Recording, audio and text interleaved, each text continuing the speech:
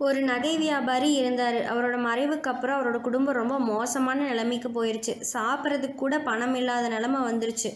ஒரு நாள் அந்த நகை வியாபாரியோட மனைவி தன் மகனை கூப்பிட்டு ஒரு நீலக்கல் பதிச்ச நெக்லஸை அவன் கையில் கொடுத்து சொன்னாங்க, மகனே இதை எடுத்துட்டு உன் மாமாவோட கடைக்கு போ, அவர்கிட்ட இதை விற்று நமக்கு கொஞ்சம் பணம் தரும்படி கேளுன்னு சொன்னாங்க.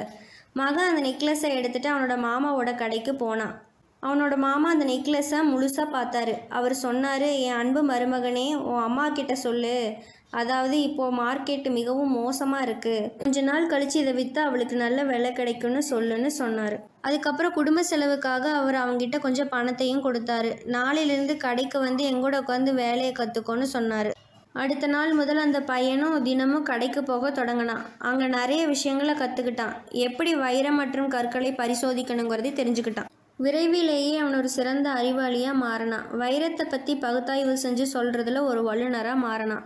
நெடுந்தொலைவில் இருந்தும் கூட மக்கள் இவங்கிட்ட வைரத்தை பரிசோதிக்கிறதுக்காக வந்தாங்க.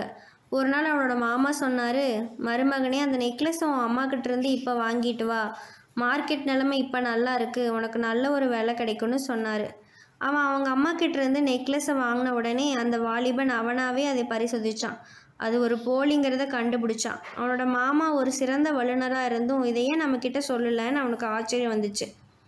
நெக்லஸை வீட்டில் விட்டுட்டு அவன் கடைக்கு போனான். மாமா கேட்டார், நெக்லஸை கொண்டு வரலையா? அவன் சொன்னான், மாமா இது போலியானது, ஆனால் இதை எங்கிட்ட நீங்கள் ஏன் சொல்லாமல் மறைச்சிங்க? அதுக்கு மாமா சொன்னார், நீ முதல்ல நெக்லஸை என்கிட்ட கொண்டு வந்தபோது அது போலியானதுன்னு நான் உங்ககிட்ட சொல்லியிருந்தா நான் வேணும்னே இதை சொல்கிறதா நீ நினச்சிருப்ப.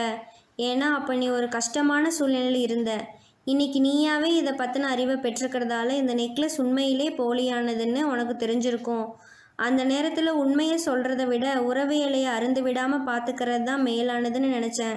எந்தவித பட்டறிவும் இல்லாமல் நாம் இந்த உலகில் பார்க்குறது, நினைக்கிறது, தெரிஞ்சுக்கிறது எல்லாமே தவறுன்னு சொல்லிடுறோம். தவறான புரிதல்களால் நம்முடைய உறவு முறைக்கு பெரும் பாதிப்பை உண்டாக்குது. நம்முடைய வாழ்க்கையும் தனியாக நின்று வீழ்ச்சி அடையுது. நம் உறவோட இலைகளை அருந்து விடாதவாறு பாதுகாத்து வாழ்வோம்.